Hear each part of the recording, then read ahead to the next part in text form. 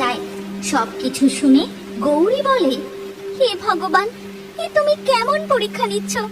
খরার কারণে জমির ফসল নষ্ট হয়ে গেল, এখন বৃষ্টির কারণে পুকুরের মাছ সব চলে গেল। এইভাবে চলতে থাকলে যে আমাদের অনাহারে থাকতে হবে। এরপর আরো বেশ কিছুদিন কেটে যায়। এখন তাদের ধবলে গরুর দুধ শিবু আর গৌরীর শেষ সম্বল। কিন্তু ধবলের শরীর খারাপের কারণে, কই গো, শুনছো? তাড়াতাড়ি এদিকে এসো একবার। কি হলো? দুধ দুইতে দুইতে এত ডাকাডাকি করছো? দেখো না, ধবলের মনে হয় শরীর খারাপ করেছে, ও না আর দুধ দিচ্ছে না। এ কি বলছো গো? হে ভগবান, একটু তো মুখ তুলে তাকাও। এমন নির্দয় হয়েও না। আমাদের সংসারে একের পর এক সমস্যা এসেই চলেছে, রক্ষা করো আমাদের। এমন সময় তাদের বাড়িতে এক যোগিনী মা ভিক্ষা চাইতে আসেন। দুটো ভিক্ষে দে মা, দুটো ভিক্ষে দে। যোগিনী মায়ের ডাক শুনে শিবু ও গৌরী তার কাছে যায় আর বলে, যোগিনী মা, আপনি যে এক অভাগা গরিবের ঘরে এসেছেন, আমাদের কাছে যে দেবার মতো কিছুই নেই।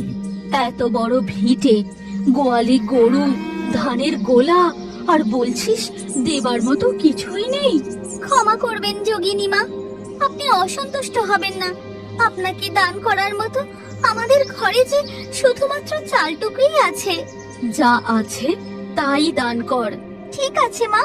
গৌরী তাদের ঘরে গিয়ে একটি পাত্রে অল্প কিছু চাল নিয়ে আসে। তারপর যোগিনী মাকে বলে, এই নিন মা, আজ ঘরে এইটুকু চালই অবশিষ্ট ছিল। আমি সব বুঝেছি, তোদের ভিটেতে ঢুকতেই আমি সব বুঝতে পেরেছি। তোরা মা মনসার পূজা কর। এই ভিটেতে মা মনসার মূর্তি প্রতিষ্ঠা করে ভালো করে পূজা কর। দেখবি মা মনসার কৃপায় সব ঠিক হয়ে যাবে।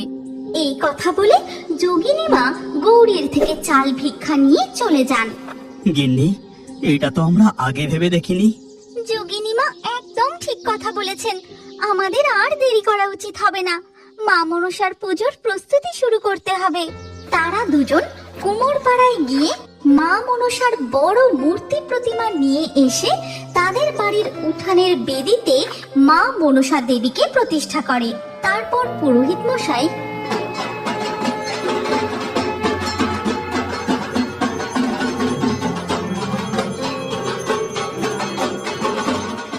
আমার পুজো করা হয়ে গেছে, এবার তোমরা তোমাদের মনস্কামনা মায়ের কাছে জানাও।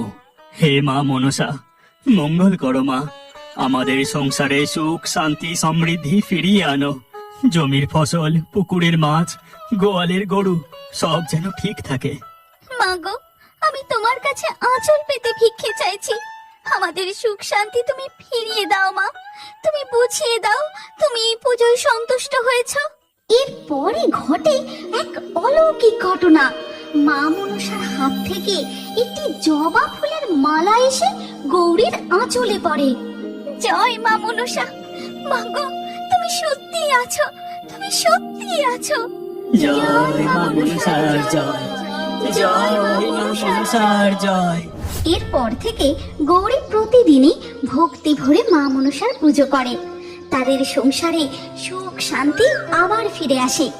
জমিতে ফসল, পুকুর ভর্তি মাছ, আর বাড়িতে ধান ভর্তি গোলা।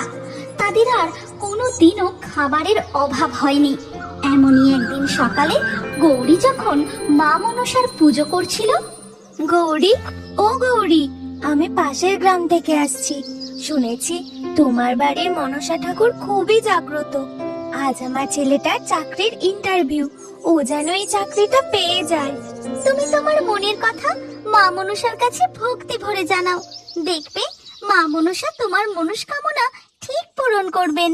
এরপর থেকে মা মনসা দেবীর নাম দূর দূরান্তে ছড়িয়ে পড়ে। ভক্তরা মনের আশা নিয়ে মা মনসার কাছে ছুটে আসেন। দর্শক বন্ধুরা, এই গল্পটি সম্পূর্ণ কাল্পনিক, যার বাস্তবের সাথে কোনো মিল নেই। লোককথার ভিত্তিতে ভগবানের প্রতি ভক্তের ভক্তি ও মা মনসার মাহাত্ম্য প্রচারের জন্য আমরা এই গল্পটি তৈরি করেছি। আপনারা যদি এই গল্পের পরবর্তী পর্ব দেখতে চান, তাহলে আমাদের চ্যানেলটি সাবস্ক্রাইব করে সঙ্গে থাকুন আর বলুন জয় মা মনসা, জয় মা মনসা, জয় মা মনসার জয়।